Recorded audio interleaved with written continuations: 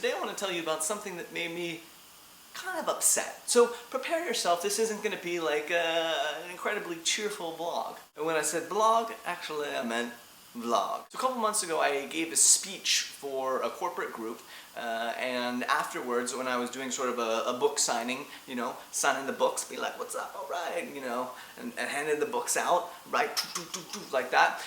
This guy walks up to me and he, you know, he's sort of this like serious like kind of guy, and he's like, hey, you know, that was a good speech. I really like that. I was like, well, thanks. You know, I appreciate that. And then he says, but. Anytime someone gives you like a compliment and then they're like, but, you're like, oh man, that compliment was not only fake, it was just to butter me up, to prepare me for the, like, devastation bomb that's about to hit you in conversation. I just made that phrase up. Devastation bomb. And when you do it, you have to, like, punch forward with an open-handed palm slap. Bow! So this guy's like, but, you know, your message is really good. I'm not sure that a corporate audience is where you should be. You know, I don't think the corporate world it's not right for you. You should be talking to like kids and charitable events. You know, corporations. They like, why are you wasting your talents talking to corporations? And I was just like, I like don't even know what to say to you. So I didn't really say anything.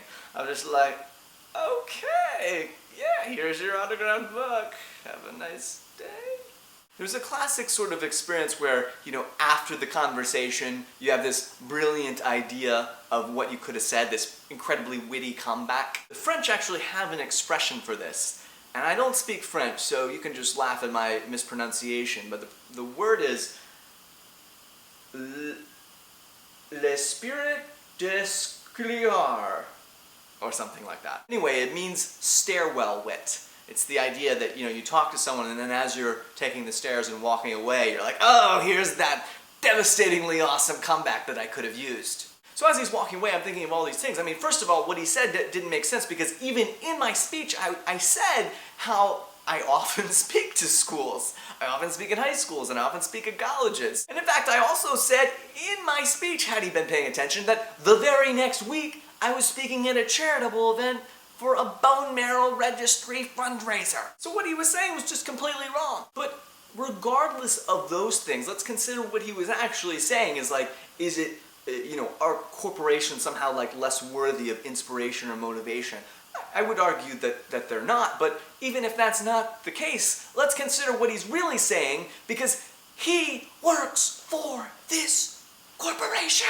Like, I resent the fact that what he has decided for his life, that he is going to work for this corporation, but he comes along to me and he says, I'm going to stay here and earn a paycheck, but you, please, go out and you know, serve the world. As you can see, I found it kind of upsetting. But anyway, the good news is that I do talk to a wide variety of groups, including both corporations and students and charitable groups. So I think what he was saying was wrong, so it's not a big deal. I didn't like the sort of arrogance that I felt behind his comment. So in conclusion today, in the comments, have you ever had one of those experiences of l'esprit d'escalier?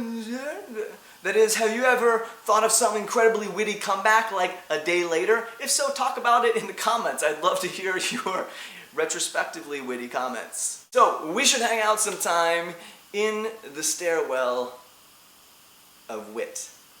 AMPUTEE